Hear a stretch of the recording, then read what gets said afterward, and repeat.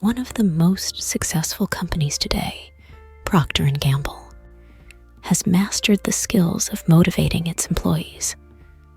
That's the reason they have been operating successfully for many years in more than 80 countries. They have understood that different cultures get motivated with different rewards. For example, Swedish might not appreciate the remuneration-based reward system of the Americans because they appreciate being rewarded with time-offs more. Similarly, Japanese hold group-based incentives and equality at workplace as rewards for their hard work. For them, that could be the incentive to get them motivated. P&G has tailored its reward and incentive program as per the culture of the place it operates in. And this has resulted in the company featuring in Fortune's World's Most Admired Companies. Motivation is the driving force behind a person's action. Human instincts, as you rightly noted, differ from the more straightforward, hardwired instincts observed in many animals and birds. While animals often exhibit immediate and instinctual behaviors, humans have a more complex interplay of genetics, learning, and socialization that shapes their instincts and behaviors. Human instincts are very different from the ones that animals and birds have, which are some very basic instructions hardwired into them that they start following as soon as they are born. Examples of such instincts are a tortoise crawling towards the sea as soon as it hatches out of its egg, or a baby elephant trying to start walking within minutes of it being born, or a dog vigorously shaking itself dry immediately after it is drenched. This type of instinct is called an imprint instinct. Konrad Lorenz observed that as soon as the geese hatched out of their eggs, they started to look around for the first moving object they could find and treat it as their mother, who they will then depend on for their feeding. Motivation is one of the most widely researched studies ever, so there are many widely accepted theories on it. Let's discuss some of these and define motivation through these theories. Hertzberg's motivational theory. Frederick Hertzberg formed a theory known as motivation hygiene theory, which was based on the idea that there are many factors in a person's workplace which determine his levels of motivation towards doing his job properly. He labeled these factors as hygiene factors. According to him, every workplace has the ability to influence the productivity of its employees by either encouraging him to work further or by discouraging him. If the person was satisfied with the working environment, he would have motivation to work even harder. On the other hand, if he was dissatisfied with the working conditions, then he would not be willing to give his 100% into his job. To quantify his theory, Hertzberg interviewed many employees about the kind of working conditions they are asked to do their jobs in, and what are their feelings at work. Based on their responses, he published his observations in 1959 in a book titled The Motivation to Work. The most interesting thing that Hertzberg observed that the absence of ideal working conditions, which he called hygiene factors, was one of the biggest reasons for job dissatisfaction. However, there were a vast number of employees who had ideal working conditions, yet they had a low motivation to improve. He reasoned that giving employees ideal working conditions is not enough to keep them motivated, but removing the hygiene factors would definitely cause a lot of dissatisfaction among the employees. Examples of such hygiene factors could be unwanted changes in the working environment, very strict implementation of log-in, log-out timings, not getting the expected raise in salary, etc. Hertzberg stated that the following factors were the top reasons behind job satisfaction: rules and AMPA, policies, supervision, equation with boss, nature of work, career progress, relationship with coworkers, individual achievement, recognition of hard work and talent, working conditions, job responsibility, salary, organizational growth. Vroom's expectancy theory. Victor Vroom posed a theory that shifted the focus from the needs of a person to the outcomes of his action as the source of his motivation.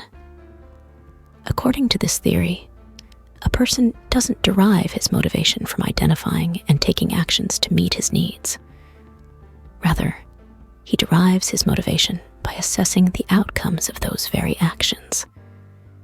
If he was pleased with the outcome of the actions and was convinced that such performances will help him to address his needs, then the person will find motivation from it, and all his subsequent actions will be the result of this newfound motivation. He proposed the idea that a person needs to be given that initial confidence that his output has had the desired outcome, so that he can use this confidence as an impetus and proceed on to other actions, which will deliver the desired results. According to Vroom, a person can be motivated only when he sees a connection between the action he took, the efforts he put, and the outcome of his performance. Depending on these three factors, he defined these three variables: expectancy, instrumentality, valence. Defining expectancy. Expectancy is the belief that by putting adequate effort, it's possible to enhance the performance that you will deliver. It is affected by factors like time needed for the work, money to be spent, skills needed for the job, along with having authorization and clearance to do it. While managing employees, it's very important to give them jobs that they are confident they can do by themselves. In addition to that, you need to make sure that they have the resources they need and a realistic time frame to deliver the output. Defining instrumentality. Instrumentality defines the belief that good performance is appreciated and rewarded when it brings in better outcome. This is one of the major motivational points for all the employees in a company. They believe that if they perform well, the results will be good. And if the results are good, then their efforts will be taken into consideration and they will be rewarded for it. This belief is influenced by the clear representation of what needs to be achieved to get the reward, by recognizing key people who can determine whether you will receive this reward, for example, boss, supervisor, and also the transparency in the process that decides whom to reward. To practice instrumentality, a supervisor needs to have a complete understanding of the reward system and also needs to know what could be the possible outcomes so that he always remains aware of what to do in which situation. The rewarding system should be clearly drawn out so that the employees can know what their efforts have earned them. Drawing targets in numbers is often the best way to avoid any ambiguous interpretation of hard work.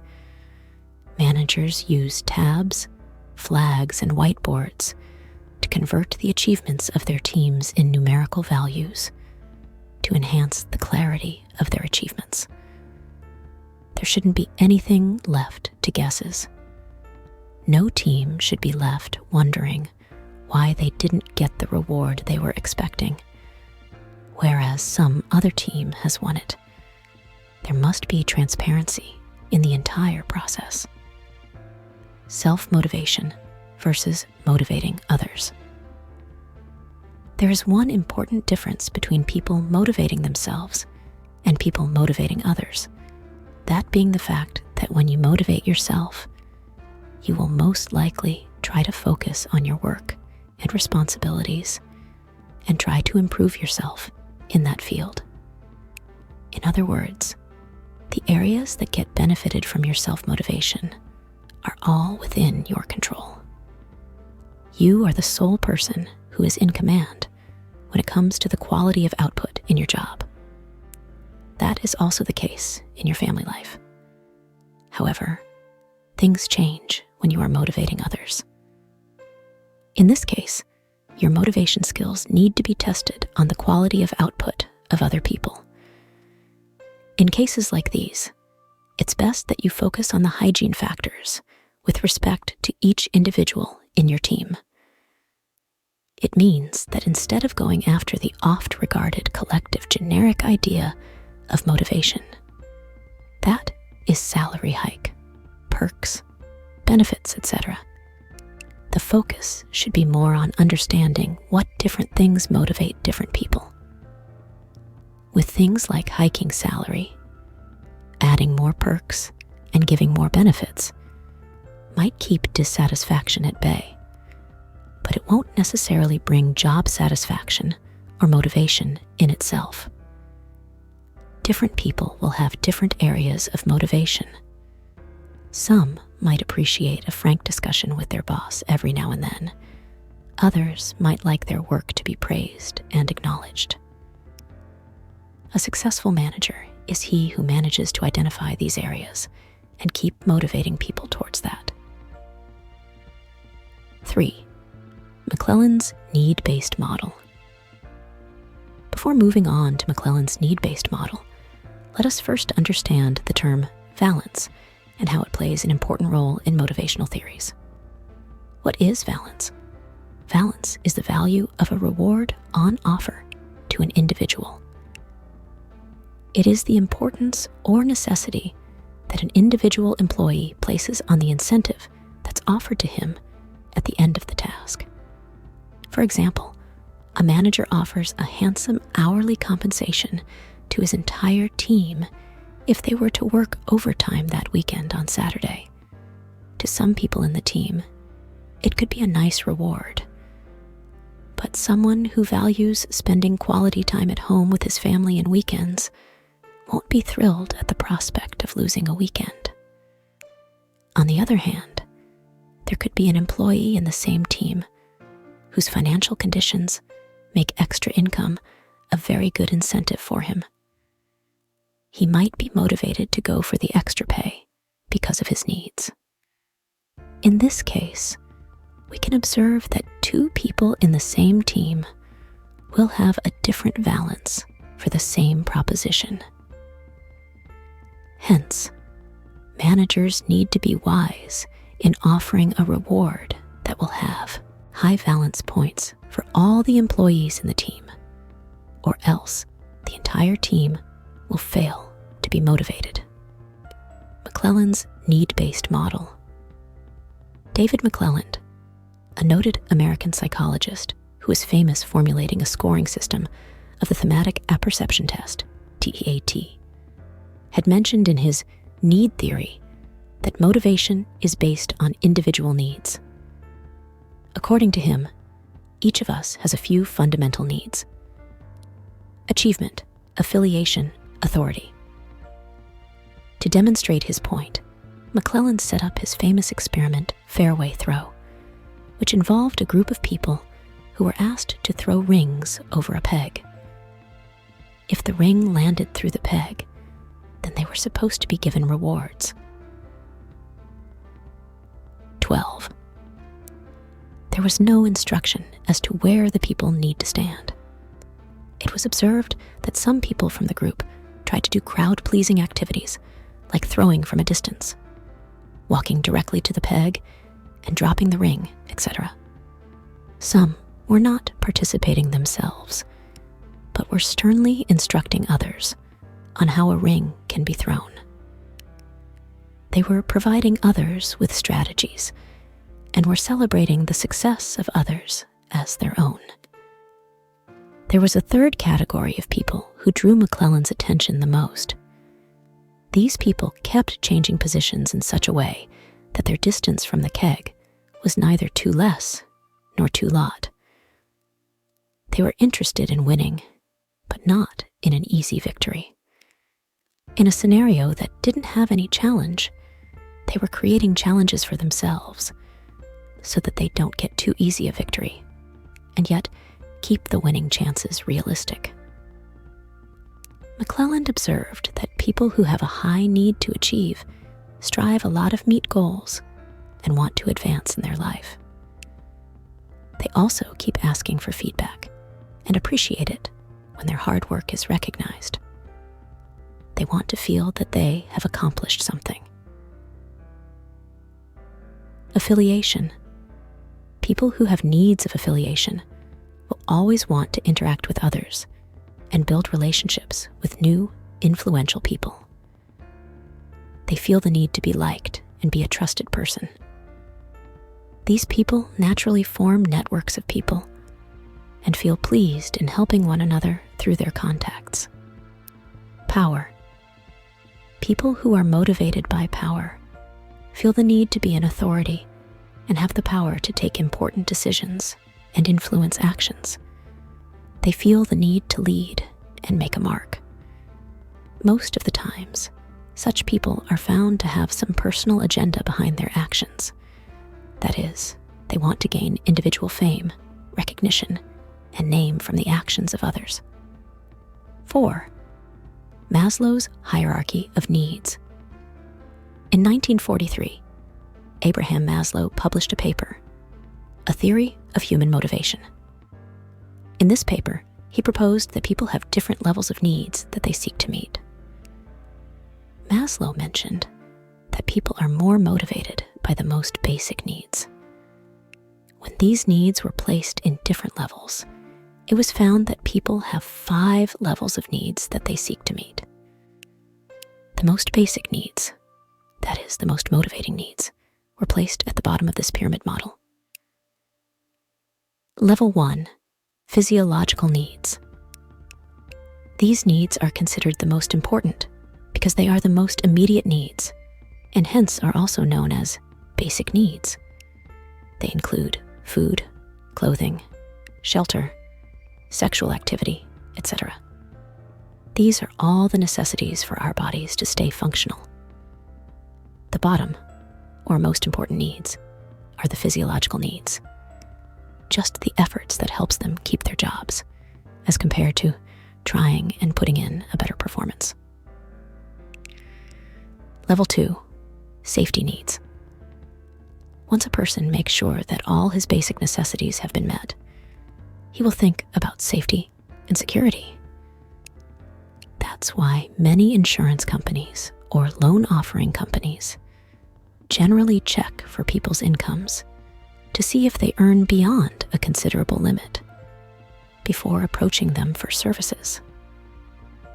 They know that a person who is not able to provide the basic necessities won't be interested in future security or safety, protection from health issues, financial issues, etc. When they breach this line, they face issues. The biggest example of this is the subprime loan lending by the US-led banks to the people who were never in a condition to pay back the loans. The safety here is not only about financial safety or health, it's also job safety and security. Employees won't be easily motivated in an environment where they see employees being removed frequently. They will be more worried about saving their jobs compared to giving any importance on listening to motivating stuff.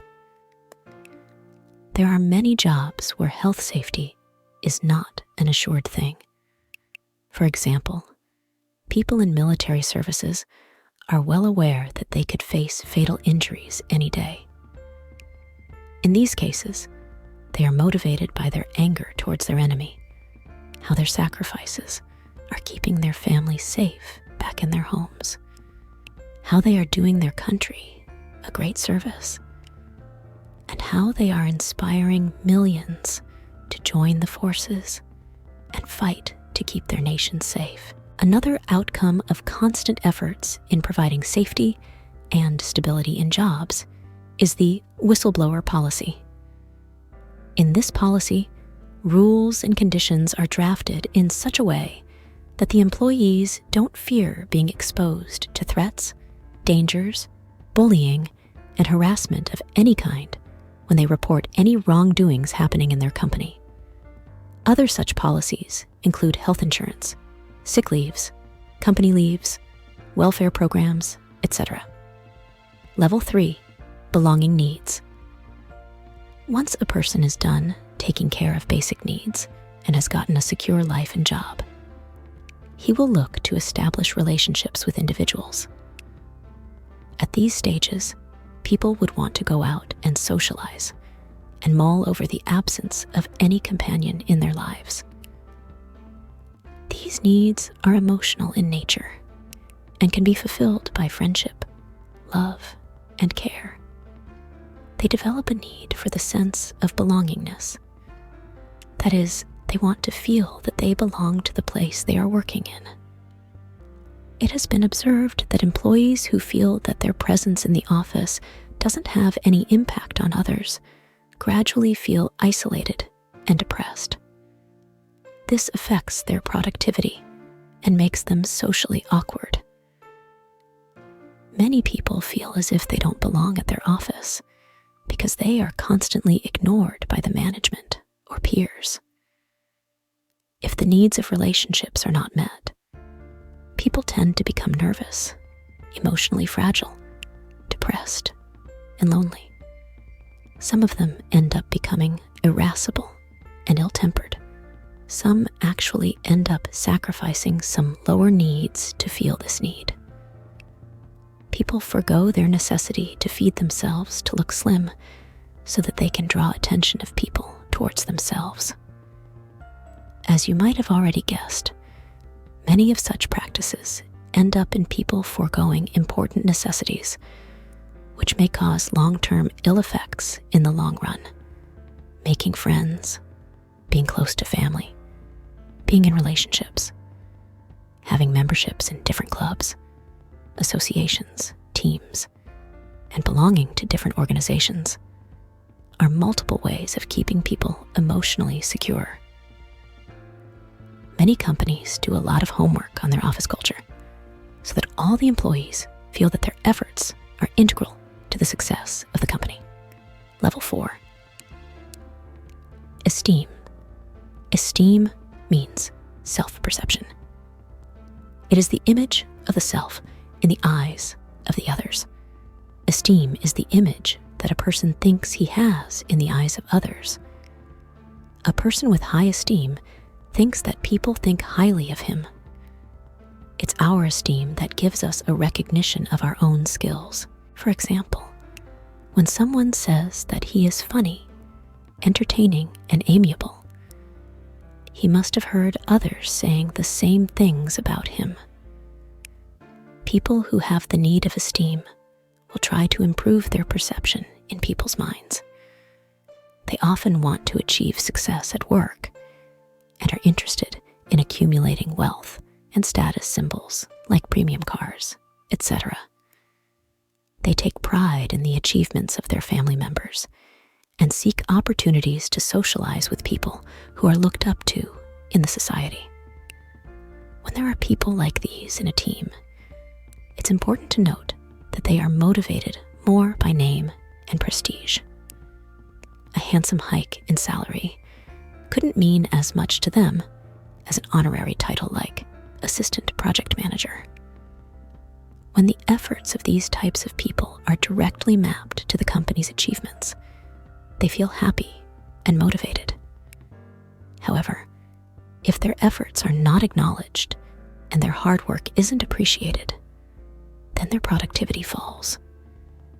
Level 5, self-actualization. Self-actualization is the realizing of oneself. Many people reach a stage in their life where they start wondering what is expected out of them in their life. They hear a voice that tells them to fulfill their destiny.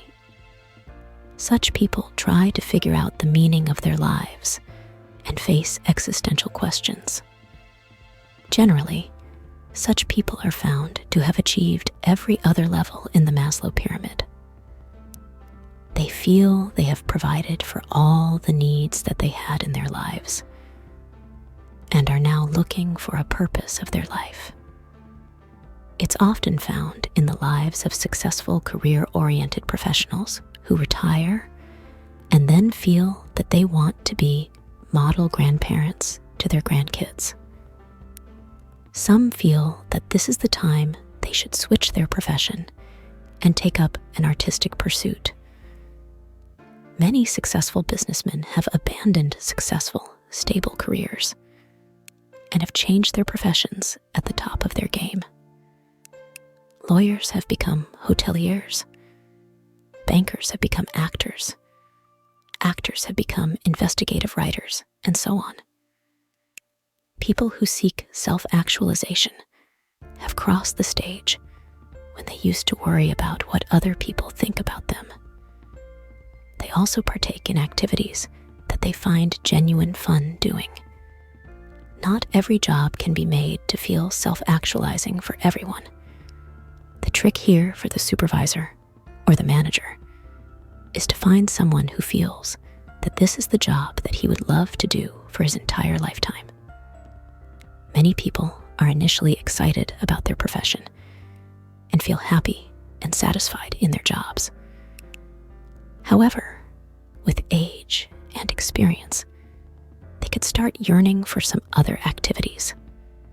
A successful manager should know how to utilize his team members so that they stick to their jobs and keep feeling fulfilled. Until these employees believe that they are in a job that they must be taken care of, they will be dealing with self-actualization in a positive manner. 5. Motivation in the business world. Motivation is the driving force behind a person's action. If you have a low motivation towards work, you will take longer time to complete it, and the quality of the output may not be very good either. On the other hand, if you have high motivation towards a job, you will not only enjoy the work, but also get satisfaction out of the outcome. It has been observed that people who enjoy their work also feel the most fulfilled in their lives. People often try to find what the factors to motivate others are.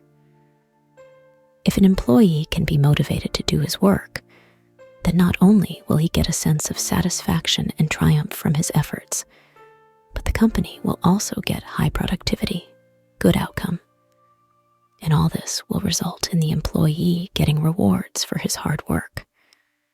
When people are motivated at work, there are many positive forces that play in the working environment. Self-motivated people motivate others and persuade them to work better. This improves the efforts put inside the job, and the results improve. Successful managers always make a clear point to explain their team what is needed of them, and also delegate work as per a person's talent. This makes the entire workforce feel like a cohesive unit, where everyone is functioning like a part of the machinery. Case study. Once again, let's discuss this interesting case study. Procter & Gamble has mastered the skills of motivating its employees. That's the reason they have been operating successfully for many years in more than 80 countries. They have understood that different cultures get motivated with different rewards. For example, Swedish might not appreciate the remuneration-based reward system of the Americans because they appreciate being rewarded with time offs more. Similarly, Japanese hold group-based incentives and equality at workplace as rewards for their hard work. For them, that could be the incentive to get them motivated. P&G has tailored its reward and incentive program as per the culture of the place it operates in, and this has resulted in the company featuring in Fortune's World's Most Admired Companies. What is personal motivation? All humans are born with the innate desire to dream of a better future. This dream creates the desire to achieve our goals in life. We feel the need to know that we have achieved something important in our lives. It is one of the most important motivations behind our actions in life. This motivation improves our confidence and makes us more focused on our work. It makes us disciplined and makes us set realistic targets that we can achieve. Once we reach our self-set targets, it is this motivation that makes us work harder to challenge ourselves and climb greater heights. This is the reason people say that the success of hard work is sweet. It's due to the efforts that go into getting the achievements. It feels great when the rewards start coming, and it also feels good to enjoy them. The more we achieve, the more self-confident we become. In turn, the more self-confident we become, the more we achieve. The complete opposite happens when we don't manage to achieve our goals. There's a dip in confidence, and people start questioning their own abilities. Many opt out of their careers they are in and feel happy to settle down for something way less below their potentials. There's a very interesting correlation between motivation, confidence, and achievements. Higher motivation leads to higher confidence, and higher confidence results in higher achievements. However, if the targets are too steep, then it will be very tough to achieve the targets, and then low confidence sets in. That's why it's common practice in any training program to start the trainees with easy, achievable targets. When a supervisor motivates his teammates, he is supposed to know that there are two types of motivation that the teammates will look for. One, where they will see whether the supervisor is motivating them to partake in wrong actions, or if he is motivating them to achieve an unachievable target. But the second observation they will make is if the supervisor himself is motivated enough for the targets. If the supervisor appears to not be convinced that these targets can be achieved, then no matter how hard he tries, his words will sound hollow. That's why it's important to give self-motivation as much importance as motivating others. A person who tries to motivate people without thinking about their benefits and returns from the efforts is only going to get short-lived motivation. 6. How to motivate employees. Successful managers realize that the tags of disobeying, uncooperative, etc. are attached to those employees in a team who were once selected to work for them by the company itself. In other words, the said person was never short of talent, nor he has any negative attitude towards work. Something in the company must have changed him. It could be the working environment. It could be the co-workers who have ignored him, or many other issues.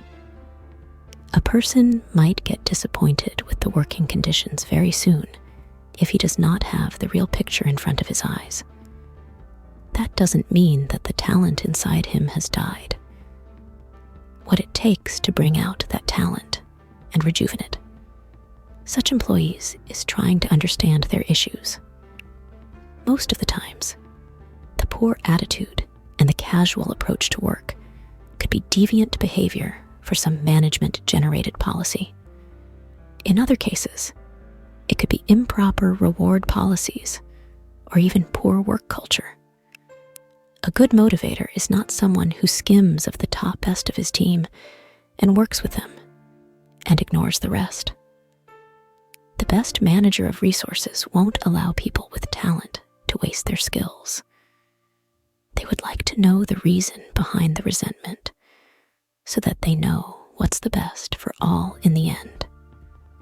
Many times, a poor performance could just be the result of not having often frank discussions, not appreciating hard work, not giving due credit and leading by example. You are watching Stoic Principles. Now we encourage our viewers to engage with our content through likes and subscriptions. If you have any more questions or need assistance with anything else, feel free to ask in the comment section. We're continuing our journey on the Above Inspiration's YouTube channel, and it's time to move on to part 7. A good motivator understands that it's important to gain the trust of the person whom he is motivating to reach his potential. There could be many reasons behind the lack of motivation in an employee's life. Experts state that the chief ones among them are lack of required capability. In the times of retrenchment and recession, many aspirants accept whatever job offer they are made, as a result of which they end up working in a sector that they never had any interest to work in, nor did they have any talent in it. In such cases, further motivation is impossible unless the employee is given professional training in the needed job set. In such situations, training programs after work times could be arranged. No challenges in the job. A lot of good candidates find themselves plain bored after the first few years in a company. That's because they feel that their skill sets are not being put to use, and their talent is not being given an opportunity. Multi-talented people get frustrated working in the same job, and this boredom can cause poor attitude and low motivation.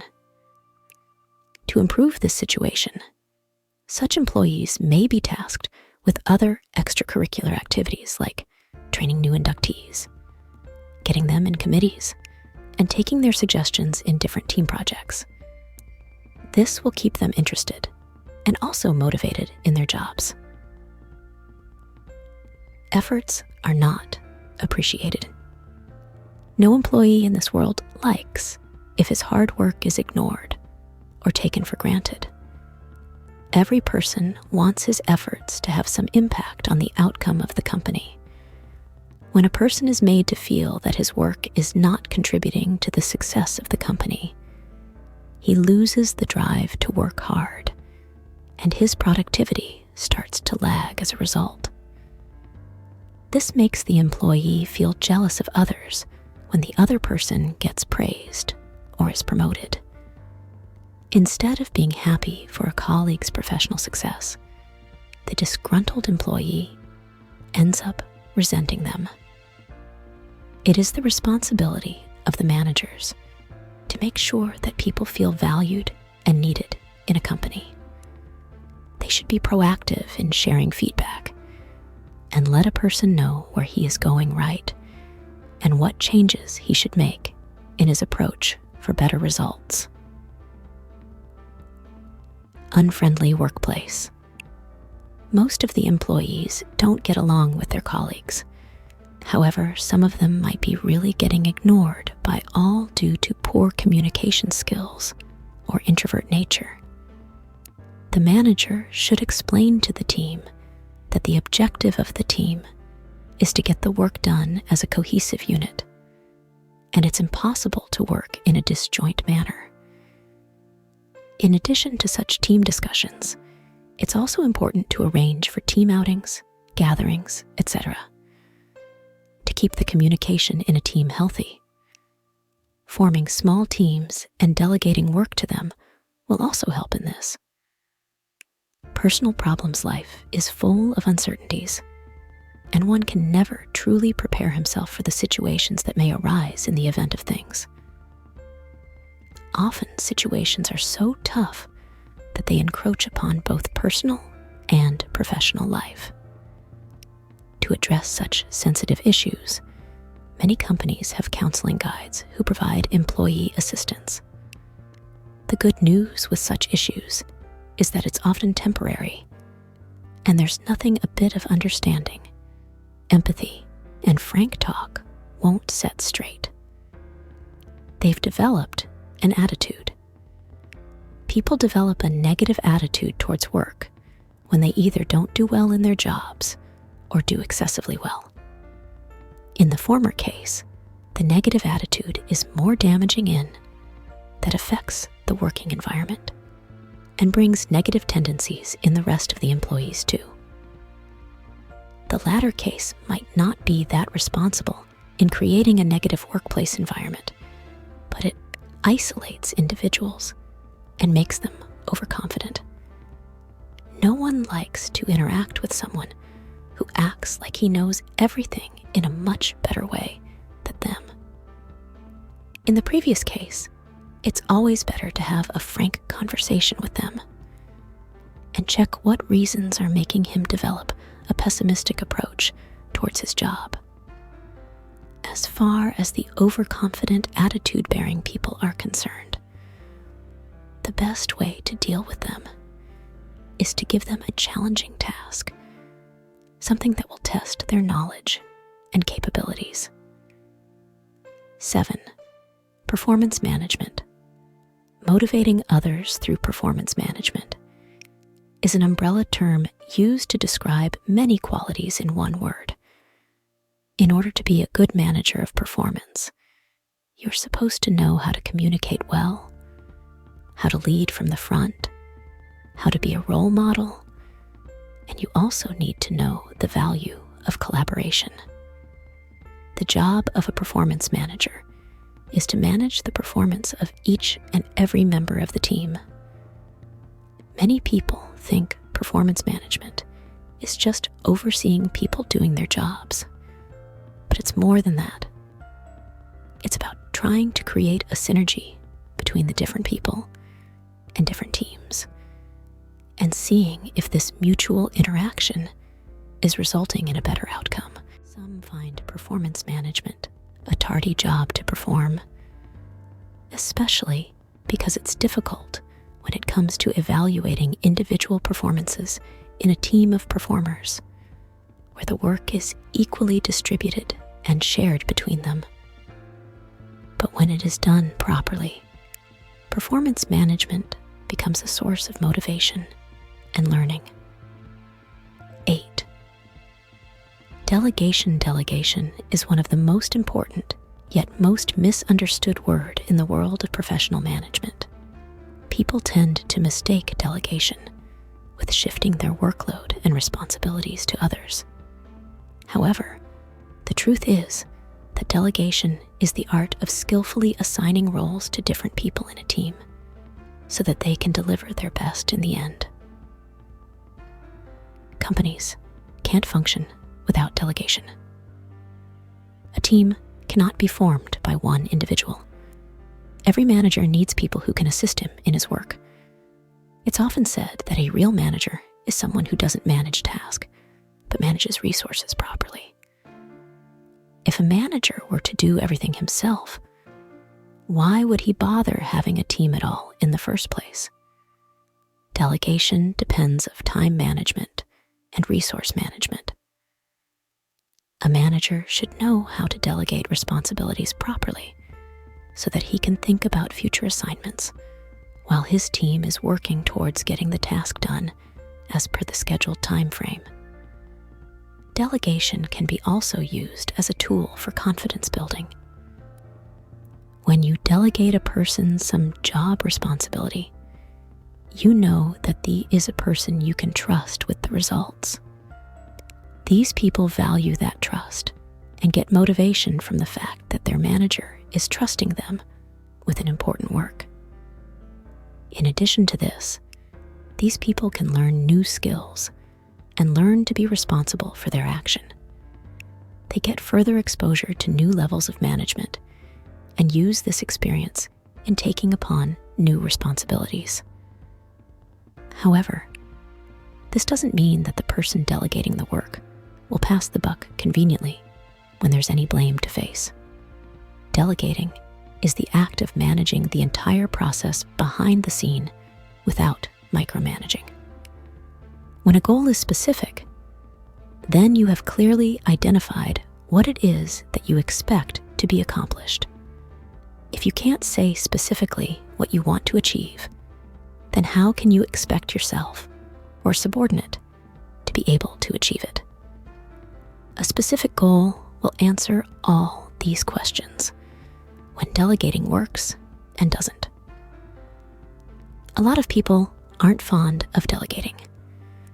The reason behind this could be that they feel that the work will have a much better quality if they were to take care of every single responsibility. Some of them think that it's less time-consuming to do the job themselves, as compared to first finalizing someone to do it and then training them about the job. There are still others who fear that they will lose control over the quality and authority that they have as the head of the project. There are a number of reasons that people decide not to delegate a task or project. Many of these issues lead to people overworking themselves, even if they have a full-body team. Team members of such team easily develop an attitude towards their job, thinking that the work they do is too easy. When delegation works, not all projects can be delegated. Before doing it, the manager needs to check if the members of his team have the required skill set needed for the project. If not, then how much time they will need to gain knowledge on these skills and put them to practice. Also, whether a similar project will come up in the future that will make this training relevant at a later stage in their professional lives. When delegation doesn't work, there's no point in assigning a task to team members who are working on that kind of project for the first time. If a manager can't afford to compensate them for the hours, put it, or provide them any compensation for it. Also, if there is a very tight deadline and the work needs to be done right in the first attempt itself, then maybe delegating work to inexperienced teammates.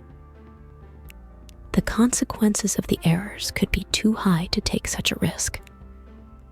Sometimes, a work needs to be done by an experienced professional, as he can only deliver the highest quality of work. In such cases, too, it's wise to rather do the task yourself as compared to delegating it to beginners. 9. What motivates you? The following worksheet is designed to find out what motivates you so that you can find your source of motivation in life.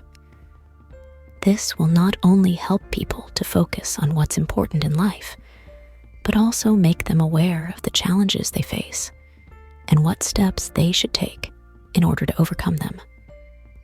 It is a list of questionnaire with statements that you need to complete using your choices.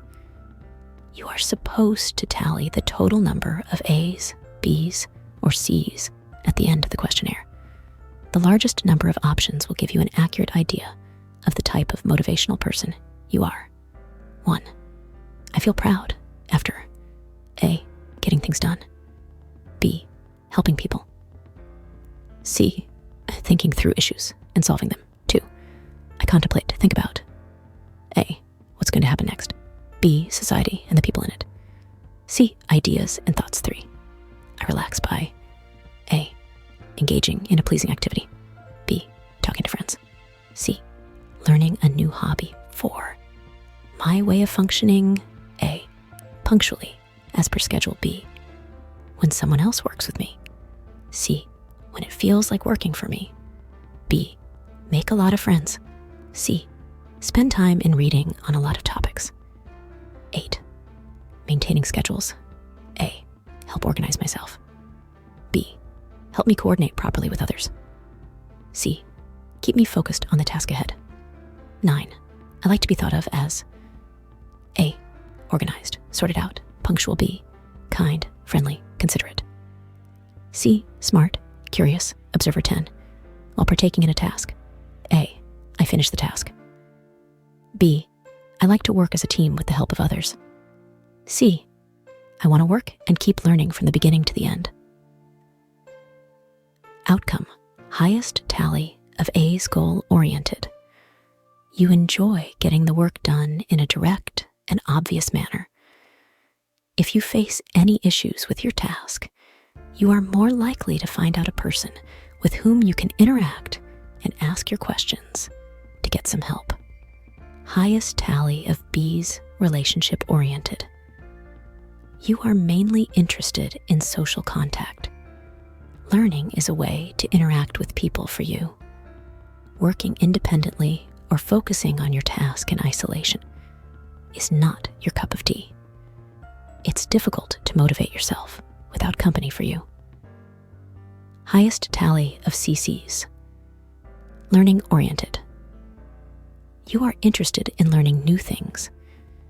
You are interested in attempting different tasks so that you learn something new from it. If the task takes a longer time to complete than the learning process, then it frustrates you. Such people hate it if they can't set a television setup even after they have gone through the entire instruction manual. The highest tally unit is your primary motivational style. However, the second highest unit is your secondary motivational style. It means that if a goal-oriented person were to find motivation, he will try to get the work done himself, however. If his secondary motivational style is learning-oriented, then he will like to read about the task and learn about it first, and then start working on it. We hope you found this video informative and inspiring. If you did, please take a moment to show your support. Here's what you can do. Like the video. If you enjoyed the content, give it a thumbs up. It lets us know that you appreciate what we're sharing. Subscribe to our channel. By subscribing, you'll stay updated on our latest videos and motivational audiobooks. Don't miss out on valuable insights and inspiration. Share with others. If you think this video can benefit someone you know, share it with your friends, family, or colleagues. Spread the motivation. Explore more. Check out our other motivational audiobooks. We have a wide range of content to help you on your journey to personal growth and success. Thank you for being a part of our community. Your support keeps us motivated to create more valuable content. Remember, your journey to self-improvement and achieving your goals is a path we're here to help you navigate.